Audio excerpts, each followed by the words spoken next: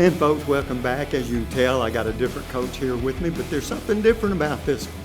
She's a championship coach, and we're talking about the sport of volleyball, and of course, Vicki Nichols. Coach, good to see you. Well, thank you. Congratulations, and you're still on cloud nine? I am. Let me ask you, first of all, I know that you had a good year, and I don't think y'all had many peaks and valleys in your year, which means y'all played at a high level all season long. Yes, we did.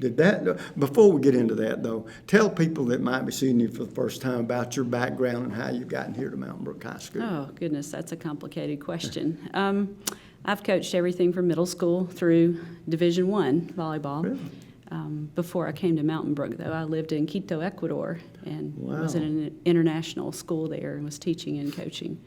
So I've been in Oak Mountain, I've been at Hoover, I've been at Sanford, been in North Alabama, so I've had a journey for sure. Okay, well now going into this season, do you as a coach ever have the idea before the season starts, we got a group that could have a special year?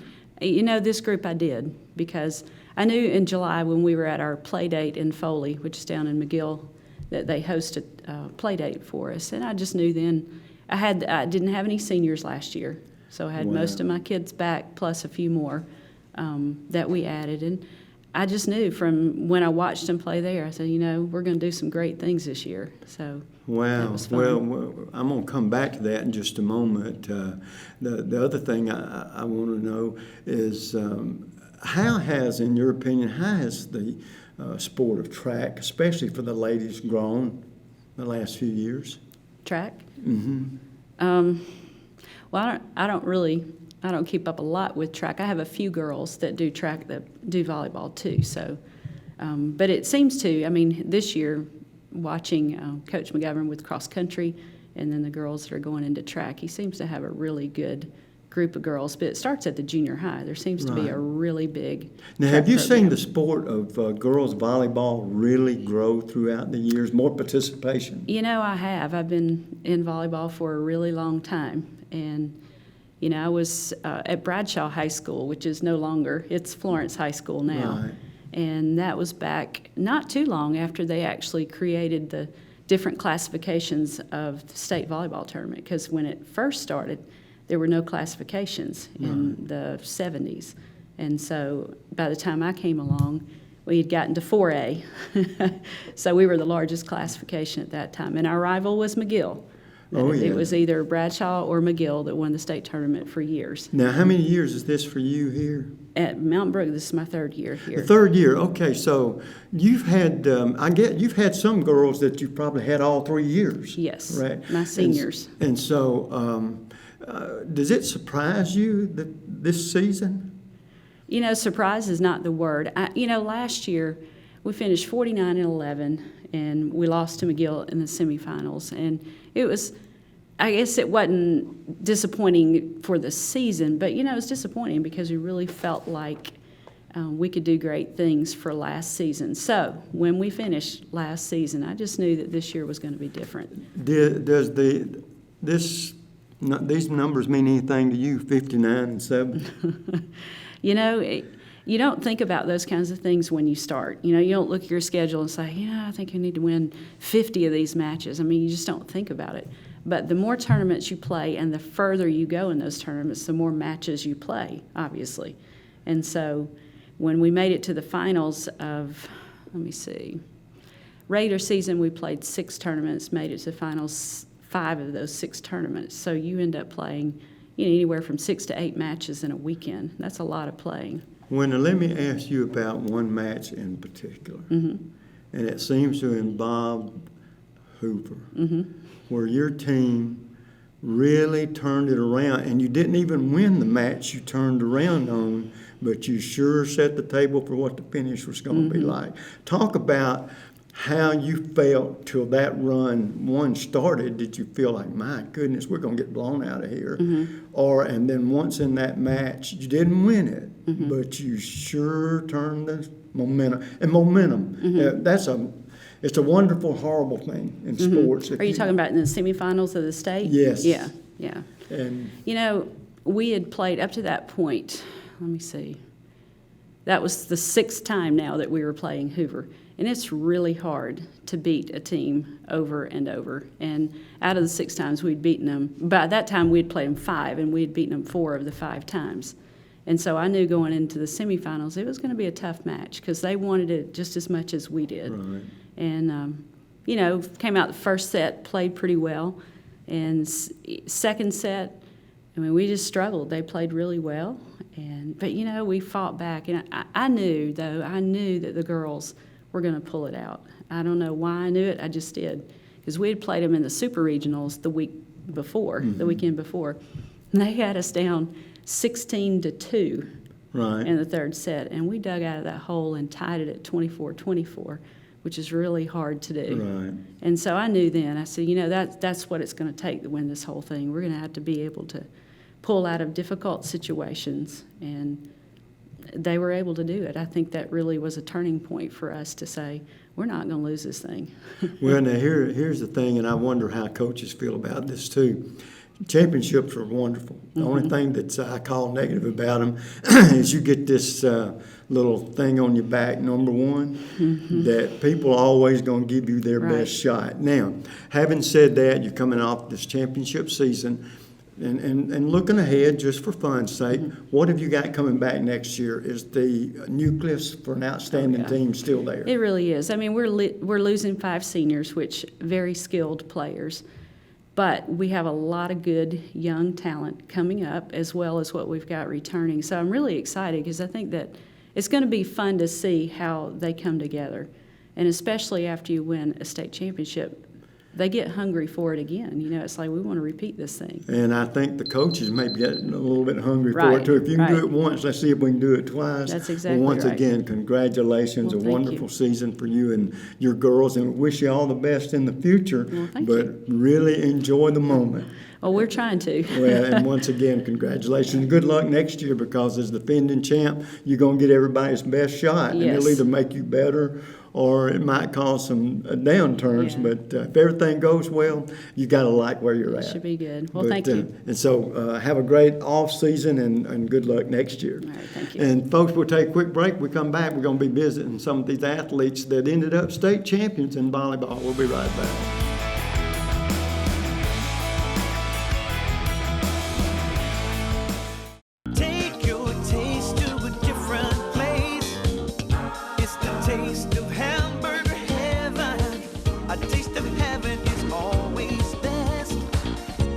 You know that you're blessed. Give your taste a whole new spin. Bring your friends and come on in. Take your taste to a different place. It's the taste of hamburger heaven. Land of Frost Premium is America's best-selling 1-pound deli pouch, now available in 12 delicious flavors, including new flavors of mesquite turkey and cotto salami. High school athletes across the country ask for Land of Frost by name. These great items are available at your local grocer, including Piggly Wiggly, Food Giant, Western supermarkets, and many more. Land of Frost also makes other varieties of lunch meats, including deli shaved bistro and sub sandwich kits. Land of Frost is a proud sponsor of youth sports as well. The next time you need electrical work, whether it be commercial or residential, you need to call Huffman Electrical Contractors. A company that's been in business for over 35 years. They've served clients not only locally in the Birmingham area and all over the state, but have clients outside the state of Alabama as well. Whether it's a new building or remodeling an older building or home, they can handle the job for you. Once again, that's Huffman Electrical Contractors. The number to call is 205-661-5005. That's 205-661-5005. Where at Huffman Electrical Contractors, a satisfied customer is always their number one objective.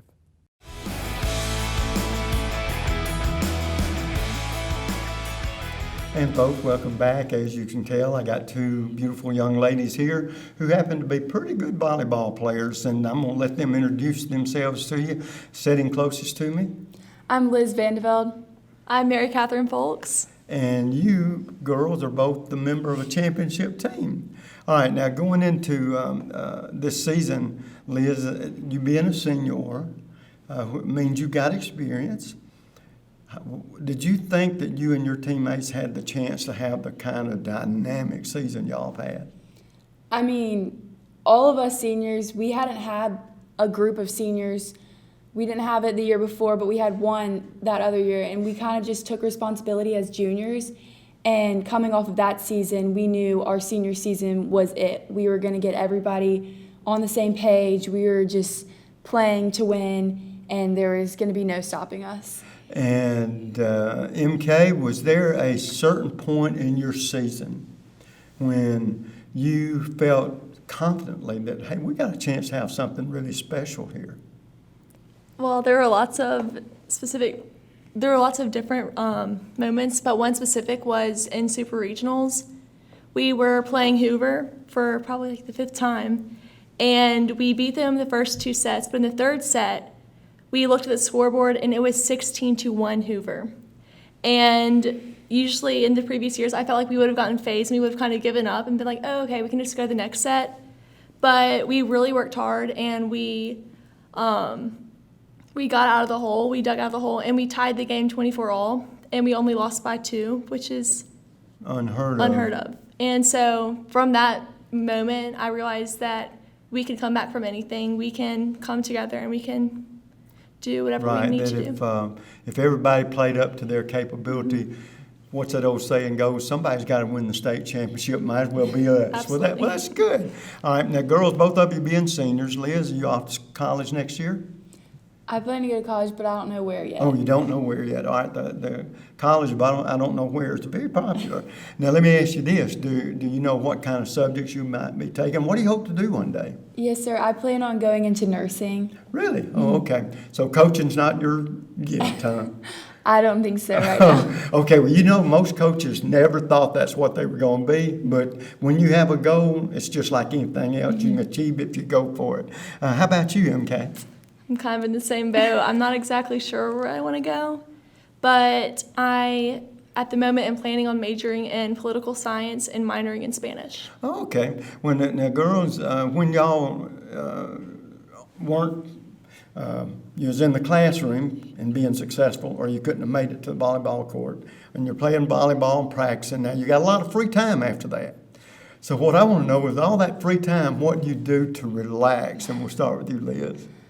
I mean, we had a really long season. We didn't have that much free time, but mainly just spending time with my friends and family and just all the people who support me, and then resting. Yeah, okay. Well, how about you, MK? Yes, spending time with friends and family. Also, we're both, I feel like, involved with our church and just other clubs, so we keep ourselves busy. So off to school, where are you going? Off to school? College. I'm not exactly sure at what college yet, but You know what somewhere kind of good. subjects or what you might like to do one day? So political science is a very broad major, and I can do a lot of stuff with it. My mom tells me I'm going to be a lawyer, but Doctor, I don't lawyer, know. or Indian chief? Yeah, yeah, you can be one of those. Yes, Well, I so, hope yeah. you girls get off and when you go to school, get into something that you hope to major in and do one day. But last question I got, and remember we're talking to 2 champions here. The last question I got, to this point in your young life, Liz, and we'll start with you, who's been the most inspirational person or persons? Oh gosh, that's really tough. I don't know. I'd probably honestly say my parents, because they've just always taught me, and just coming from a competitive family, I've always had that nature, and they just inspired me to do what I want to do and really pushed me and supported me. Okay, good. How about you, MK? My grandfather is probably the most inspirational person. His name is Sonny, because he's so bright and happy all the time, and I just want to be like him and have like the same positivity and just impact. Well, good. Well, listen, girls, seniors and off to college, and good luck in your future, and congratulations on that championship. Thank you. Thank you. And we're going to take a quick break. We come back. 2 more guests. Don't you go away. We'll be right back.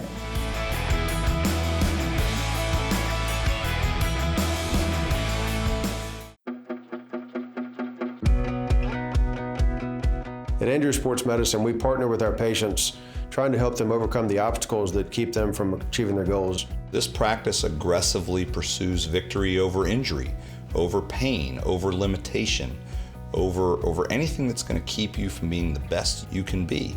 It starts with our non-surgical physicians who are trained in sports medicine and orthopedic injuries. We have specialists in sports medicine with shoulders, elbows, and knees. We have hip specialists that do only hip surgery, including arthroscopy, minimally invasive resurfacing, and total hip replacement if needed. We have joint replacement surgeons. We have spine surgeons. We have surgeons that specialize in foot and ankle surgery and in hand surgery. So just about all the specialties of orthopedics are covered in injury sports medicine. What makes the great surgeons great is their volume of experience at making decisions, whether that's intraoperative decisions, post-operative decisions, pre-operative decisions, the decision to operate on somebody or not operate on them. And so our volume here breeds good decision making. That gives us an edge in terms of making decisions for our patients, which ultimately is a lot of times the difference between success and failure. The teams, the players, the parents have confidence in us because they know we're going to communicate with them, we're going to create a plan unique to that athlete or that person, and we're going to get them back to their thing as quickly and as safely as we can. In injury sports medicine, our mission is to partner with our patients and to help them succeed and achieve victory. Whether you're a weekend warrior, a grandparent with a shoulder problem, or a professional athlete, you get the same care, the same high-level technology, the same aggressiveness that we would in a professional athlete, and we treat everyone the same way. None of us like to lose. We're all very competitive, and we're not going to lose against their illness or their injury. And this will be your premium right here. Sorry to interrupt. I just want to say I combined home and auto with State Farm. Saved $760. Love this guy. Okay, does it bother anybody else that the mime is talking? Freaky. Bundle home and auto, and you could save $760. That's 760 very good reasons to call Alan Gurdeau in Trussville today.